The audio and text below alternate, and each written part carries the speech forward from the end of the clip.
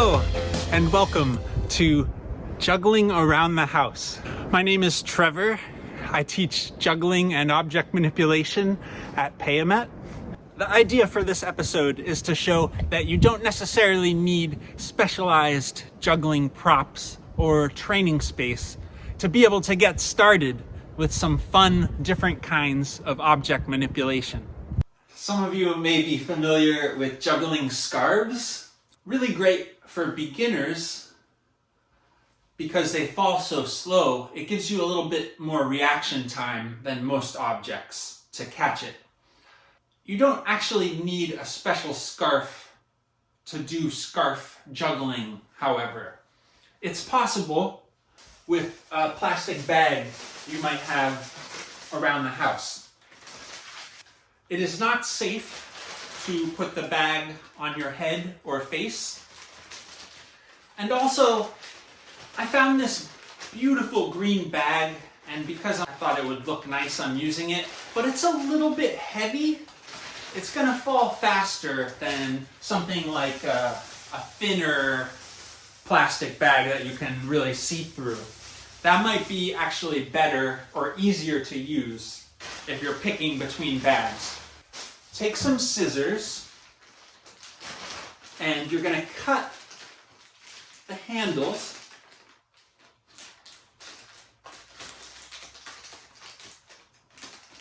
and then cut down the line of the bag to cut it in half.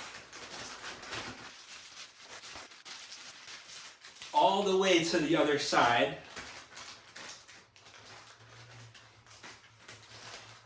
Then cut that second handle.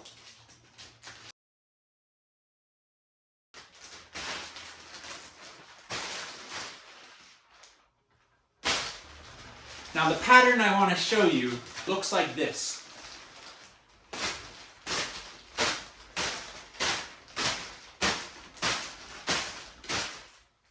Cross your arms with one bag in each hand.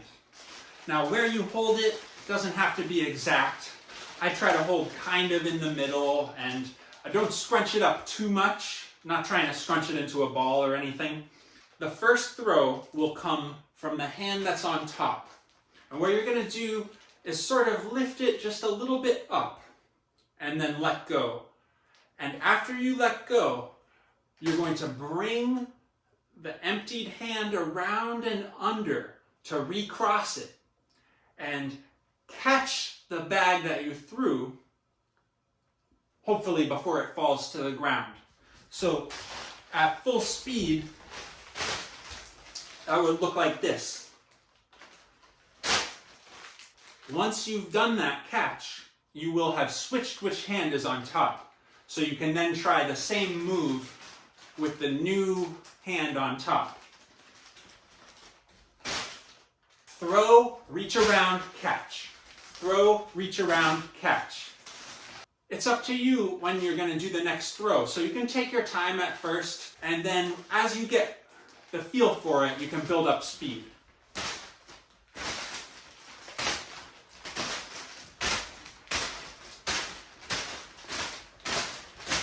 If you don't already know how to do the traditional 3-object juggling pattern called the cascade,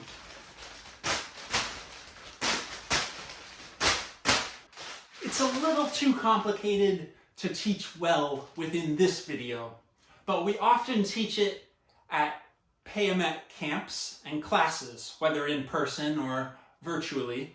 So you could keep an eye out for when one of those is coming around and learn it with us.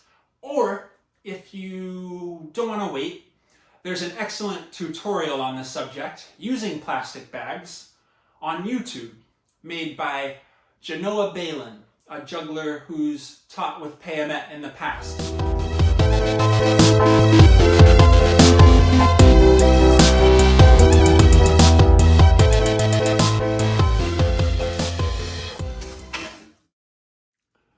One of my favorite kinds of object manipulation is rolling a ball on the body.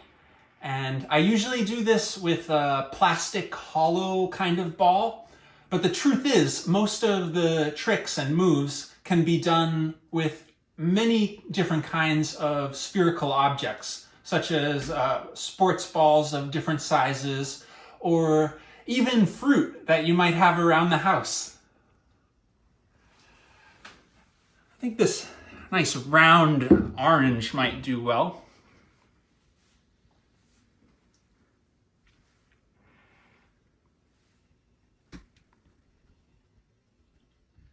This rolling pattern, sometimes referred to as a walking roll, can be achieved by placing the sphere of your choice on the palm so it rests there, balances there, and then slowly rolling, tilting your hand to roll that to the fingers. And when I do that, I have my fingers a little bit separated and the fingertips up, so there's a lot of control. It's not likely to roll off the edge from there until I'm ready for it to. And once it's there, I'm going to move this hand back a little bit and the empty hand forward in front of it until the fingers connect with the palm of the empty hand.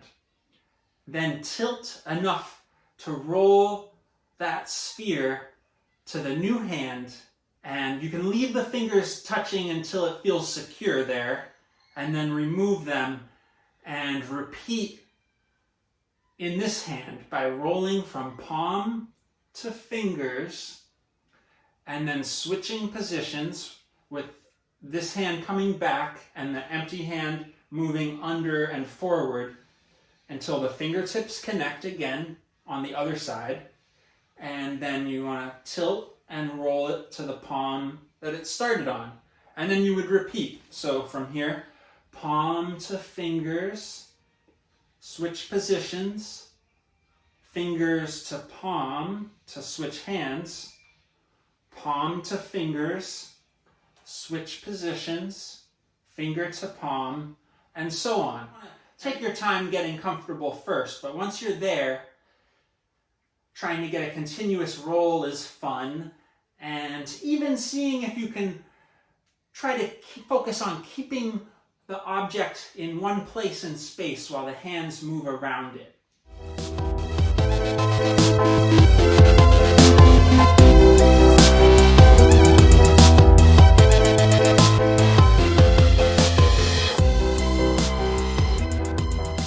This is an example of something called a two-point roll, meaning the object's in contact with 2 points of the body for most of the roll.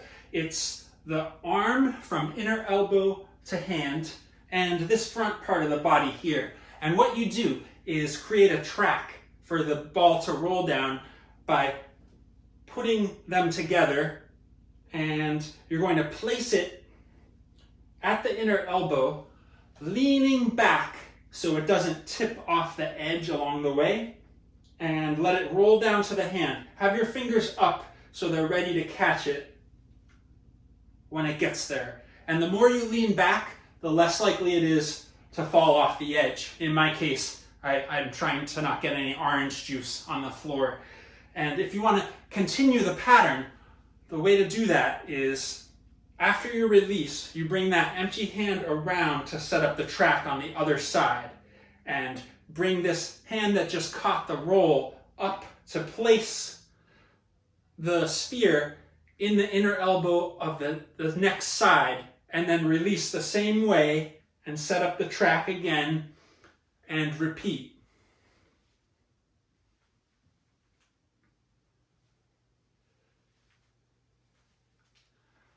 And as you get more comfortable with it, you can build continuous motion and speed. And that's a two-point roll.